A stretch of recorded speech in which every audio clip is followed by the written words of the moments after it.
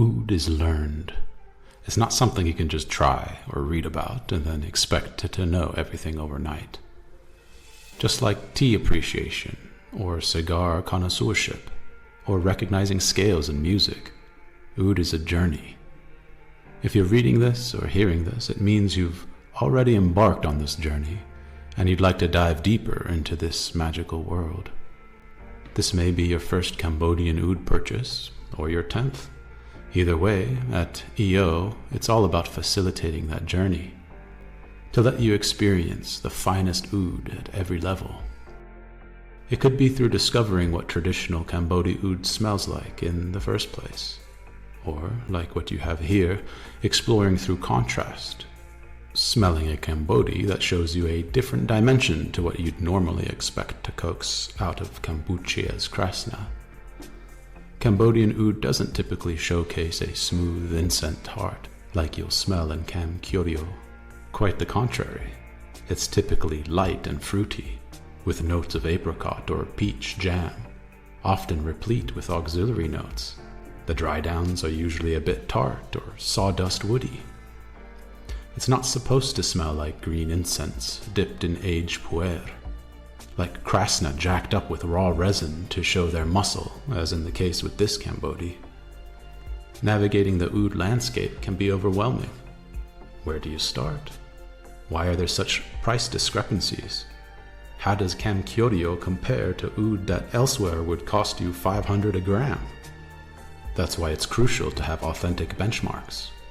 As your nose learns the nuances, you begin to discern between fermentation and auxiliary notes, and you start being able to tell apart Oud from different regions and tell the difference between steam or CO2 extraction. Before long, you begin to notice degrees of quality within regions, and before you know it, you'd be able to tell cultivated Oud from wild Oud, like you distinguish between black and blue.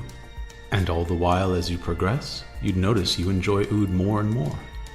You'll appreciate how in Kam Kyoryo the jammy profile of your typical Cambodian Oud is replaced by this just about fruitless, creamy incense tone that makes it delectable addition to your palate and a fantastic daily swiper. Once you can train your nose to the point of being able to tell between wild and cultivated Oud despite the distillation style, your collection will have instantly quadrupled in value, in the sense that you can get that much more out of every whiff, resonating with these trees and fully indulge in the miracle that is Oud. You might remember the olfactory savant I spoke about years ago, how I gave him a swipe of Oud and challenged him to identify it. Not only did he correctly specify the origin, but he added it smells about 80% wild and 20% cultivated. That was exactly the ratio of the oil. Not only do such noses exist, but you can achieve such a level of olfactory refinement. To be fair though, that man had been distilling Oud for about 30 years at that point. It's a great responsibility to be the go-to source for artisanal Oud.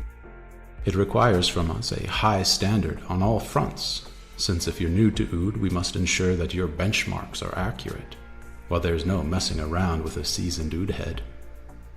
You expect the best, so that's what we strive to give you. Most Cambodian Ouds you'll encounter will be of a yellow-brown profile.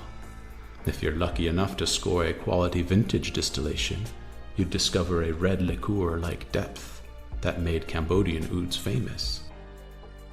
The brown-yellow, bright, fruity run-of-the-mill Cambodis are typically from lower-grade cultivated agar wood, often imported from Thailand, which is why they smell eerily similar, while you expect the bittersweet red aroma only from old stock, high-grade wild harvests.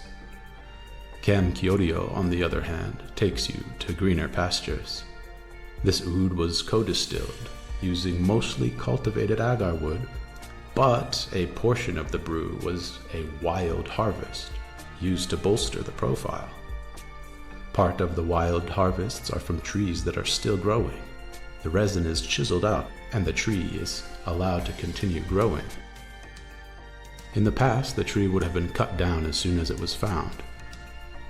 But now that there are practically no wild trees left, Hunters are more conscious of how to obtain and prolong the ability to obtain wild resin. It's no small feat to have this sustainable approach. It takes a 3-day trek into the jungle to come back with only a little bit, which you gather over months. So you can imagine how long you have to wait in order to distill an exclusively wild Cambodian this way.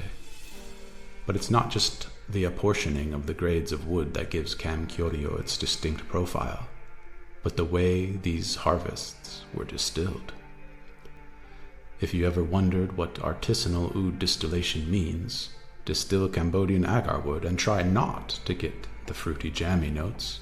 Instead of the bright notes of overripe apricot, Kam Kyoryo greets you with a lush, herbaceous blast layered in clouds of incense.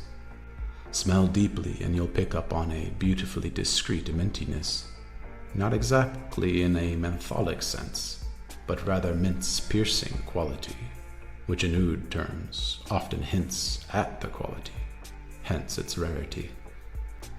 You wouldn't expect this ozonic petrichor green filtered through vapors from low-temp oud chips bubbling in Cambodian oud. And after a few swipes, you discover how addictive it is.